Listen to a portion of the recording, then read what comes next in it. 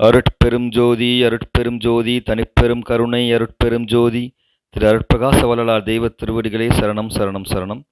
குருவாழ்க குருவே துணை, லலிதாம்பிகை தாயே துணை.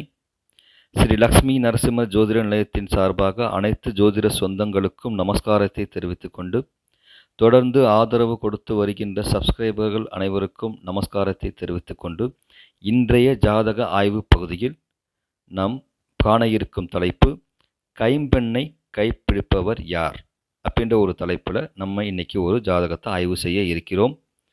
இது ஒரு ஆணுடைய ஜாதகம். 22/7/1978 9:03 PM கோயம்புத்தூரில் பிறந்த ஜாதகம். ஜாதகர் கும்பலக்னம், கும்பராசி.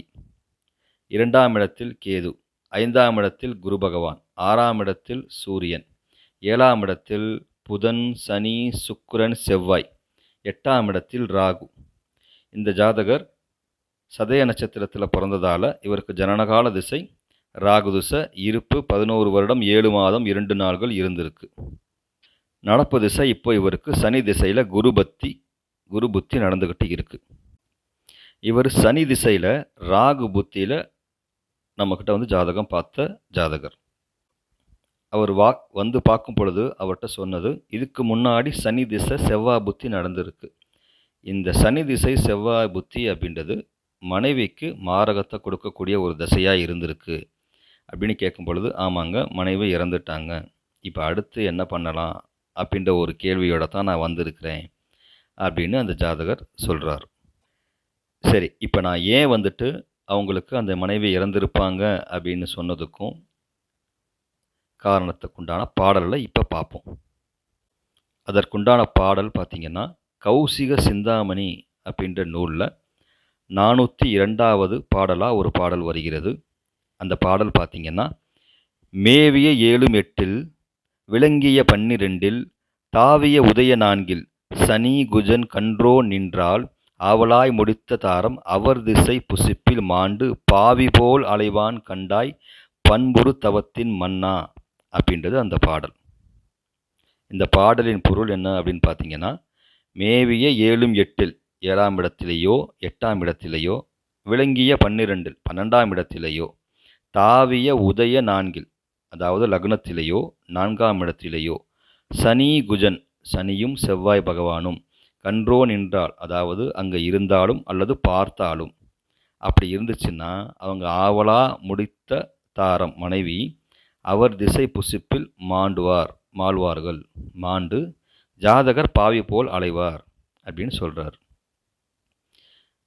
இங்கே பார்த்தீங்கன்னா 7ஆம் இடத்துல சனியும் செவ்வாயும் கூடி இருக்கிறாங்க. இப்படி இருந்துச்சு அப்படின்னா சனி திசை செவ்வாய் புத்தியிலேயோ செவ்வாய் திசை சனி புத்தியிலேயோ மனைவிக்கு மாரகத்தை கொடுக்கும் அப்படின்றது இந்த பாடலுடைய உட்கருத்து. அதே போல் இவருக்கு இதுக்கு முன்னாடி நடந்த திசை பார்த்திங்கன்னா சனி திசையில் செவ்வாய் புத்தி அப்படின்ற காலத்தில் இவங்களுக்கு அந்த மனைவிக்கு மாரகத்தை கொடுத்துருக்கு. இப்போ மனைவி இறந்து இவங்களுக்கு கிட்டத்தட்ட ஒரு 2.5 வருஷம் ஆயிடுச்சு. அதுக்கப்புறம் தான் நம்மகிட்ட வராரு. இந்த 2.5 வருஷ காலம் அப்படியே இருந்திருக்கிறாரு. அதுக்கப்புறம் நிறைய சிக்கல்களை சந்திக்கும் பொழுது இன்னொரு திருமணத்தை செஞ்சுக்கலாமா அப்படின்ற ஒரு எண்ணம் இவருக்கு வந்திருக்கு. அது சம்மந்தமாக நம்மகிட்ட இப்போ பார்க்க வந்திருக்கிறாரு. இப்போ இதுக்குண்டான விளக்கமான பாடல்களை பார்ப்போம்.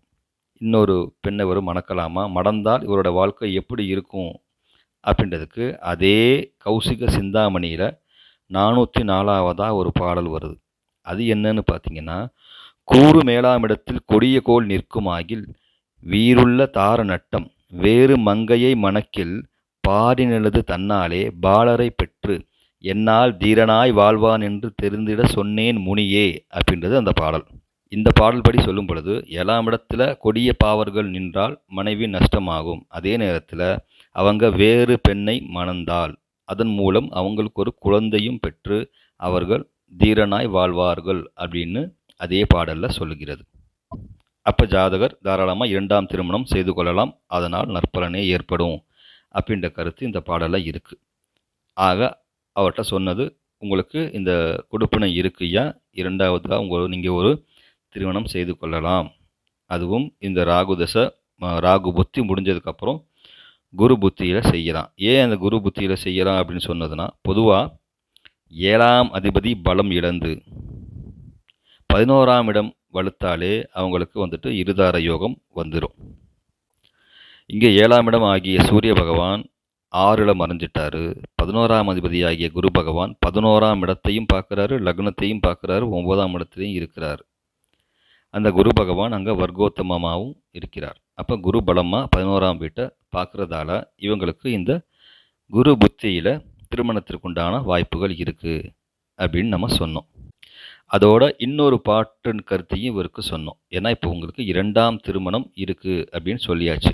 ஆனால் இவர் எப்பேற்பட்ட ஒரு பெண்ணை திருமணம் செய்து கொண்டால் நல்லது, இல்லை எப்பேற்பட்ட மனைவி இவருக்கு அமைவார்கள் அப்படின்னு சொல்கிறதுக்கு இன்னொரு பெண். இப்போ தான் நம்ம அந்த தலைப்புக்குள்ளேயே வர்றோம். ஏன் நம்ம தலைப்பு சொன்னது கைம்பெண்ணை அப்படின்னு. கைம்பெண்ணைனா விதவை பெண்ணை. விதவை அப்படின்னா ஏதர் டைவர்ஸாவோ அல்லது கணவன் இழந்த பெண்ணாவோ நம்ம இங்கே எடுத்துக்கலாம். இதுக்கு நவீன ஜோதிட சிந்தாமணி அப்படின்ற ஒரு நூலில் 47ஆவதாக ஒரு பாடல் வருது.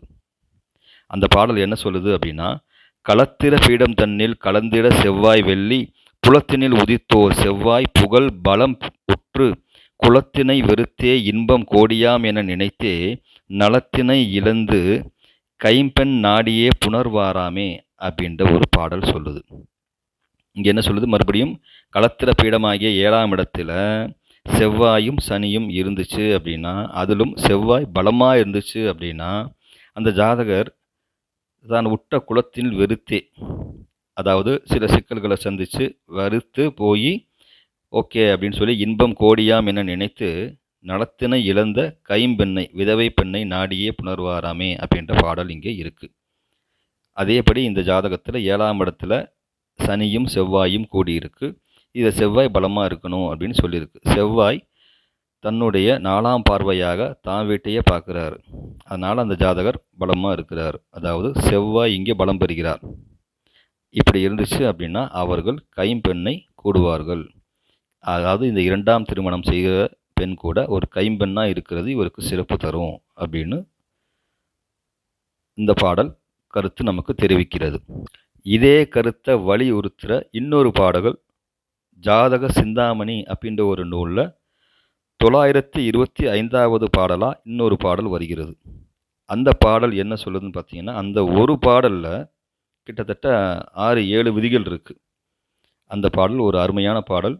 அந்த பாடலை இப்பொழுது பார்ப்போம். விரவேலில் மதி நிற்கில் சமவயது உடையால் வெள்ளி நிற்கில் தனக்கிணையால் சனி ராகு நிற்கில் பரவு வயது அதிகமென்பார் மதி பொன் சனி கூடில் பகர் விருத்தை வெள்ளி சனி செய் கூடினாலும் திரவுதய லக்னத்தில் சனி இருக்குமேனும் சேர் உதயம் 2 சனி ராகு மாந்தி வரவிசை தோன்றாய் கூடி மகிழ்ச்சியாய் நிற்கின் மையலாம் விதவை தனை மகிழ்ந்தனைவான் மாதே அப்படின்றது இந்த பாடல். இந்த பாடலில் எத்தனை கருத்து இருக்குன்னு பாருங்க. 7ஆம் இடத்துல சந்திரன் இருந்தார், தனக்கு ஈடான வயது இருக்கிற பெண்ணை அவங்க மணப்பாங்க. இதே 7ஆம் இடத்துல சுக்கிரன் இருந்தால் தன்னை விட வயது குறைவான பெண்ணை திருமணம் செய்வார்கள். 7ஆம் இடத்துல சனி அல்லது ராகு இருந்துச்சு அப்படின்னா, அதாவது சனி மாந்தி ராகு மூவரும் 7ஆம் இடத்தில் இருந்தால் தன்னை விட வயது மூத்தவங்களை திருமணம் செய்வார்கள். அதே போல் 7ஆம் இடத்தில் மதி பொன் சனி, அதாவது சந்திரன் குரு சனி, இந்த மூவரும் கூடி இருந்தாங்கன்னா அவங்களுக்கும் வயது மூத்தவங்க தான் மனைவியாக வருவார்கள் அப்படின்னு சொல்லிட்டு அடுத்ததாக என்ன சொல்கிறாரு, 7ஆம் இடத்துல சனி சேய் வெள்ளி, அதாவது சுக்கிரன் சனி செவ்வாய், இந்த 3 கிரகங்களும் 7ஆம் இடத்துல இருந்தால் அவங்க விதவையை திருமணம் செய்வார்கள். அல்லது லக்னத்தில் சனி இருந்தாலும் லக்னத்துக்கு லக்னம் 2, 7 இந்த இடங்களில் சனி ராகு மாந்தி கூடி இருந்தாலும் அவர்கள் விதவையை மணப்பார்கள் அப்படின்ற பாடல் ஜாதக சிந்தாமணி அப்படின்ற நூலில் 925ஆவது பாடலாக வருகிறது. அதே அமைப்பில் இங்கே பார்த்தீங்கன்னா லக்னத்துக்கு 7ஆம் இடத்துல சனி சுக்கிரன் செவ்வாய் 3 கிரகங்களும் இங்கே சேர்ந்து இருக்கிறதால இவங்க விதவையை அனைத்து மகிழ்வார்கள் அப்படின்றது இந்த பாடலோட கருத்தாக இருக்கிறது. ஆக இந்த பகுதியில் நம்ம ஒரு 4 செய்யுள் அதுக்குண்டான விளக்கத்தை பார்த்துருக்கோம். இதில் 2 வந்துட்டு முதல் மனைவி நஷ்டமாவாங்க அப்படின்றதுக்குண்டான விதிகள் அடங்கிய 2 பாடல்களும், அடுத்து இவங்களுக்கு 2ஆம் திருமணம் உண்டு. அந்த மனைவி எப்படி இருப்பாங்க அப்படின்றதுக்கும் நிறைய பார்த்துருக்குறோம். முதல் மனைவி மறைஞ்சதுக்கும் நிறைய விதிகள் இருக்குது. 2ஆம் கலத்திரம் வர்றதுக்கும் நிறைய விதிகள் இருக்குது. அந்த விதிகள் இங்கே ஒரு விதவையாக வர்றதுக்குண்டான, கைம்பெண்ணாக வர்றதுக்குண்டான விதி இங்கே புரிந்து வருது அப்படின்றத நம்ம இங்கே பார்த்துருக்குறோம். ஆக இந்த ஜாதகருக்கு தீர்வாக அவருக்கு கொடுத்த பதில், நீங்கள் 2ஆம் திருமணம் செய்து கொள்ளுங்கள். அதுவும் இந்த மாதிரி அமைப்பில் இருக்கிற ஒரு பெண்ணை தேடி பார்த்து அவங்கள கல்யாணம் பண்ணிக்கங்க அப்படின்னு சொன்னதை அவர் ஏற்றுக்கிட்டு, அதே மாதிரி இவர் தன்னுடைய 45வது வயதில் அதே சனி திசை குரு புத்தியில் இவர் வந்துட்டு 2ஆம் திருமணம் செய்து கொண்டார். அந்த 2ஆம் திருமணம் ஒரு விதவையைத்தான், ஒரு டைவர்ஸ் ஆன ஒரு பெண்ணை திருமணம் செய்து கொண்டு அதன் மூலம் ஒரு குழந்தையையும் பெற்று இந்த ஜாதகர் தற்பொழுது நல்ல முறையில் வாழ்ந்து வருகிறார் அப்படின்றது தான் இந்த ஜாதகத்துடைய பலன். கிரகங்கள் இதைத்தான் செய்ய போகிறது அப்படின்றத நம்மளுடைய ஞானிகளும் சித்தர்களும் மகான்களும் தங்களுடைய தவபலத்தால் கொடுத்த பாடல்கள் படி தான் அந்த நிகழ்வுகளும் நடந்து கொண்டு வருகிறது அப்படின்றதுக்கு இந்த ஒரு ஜாதகம் சாட்சியாக இருக்கிறது. ஆக இது போன்ற ஜாதக ஆய்வுகளை நம்ம தொடர்ந்து இந்த தளத்தில் பதிவு செஞ்சுக்கிட்டு இருக்கோம்.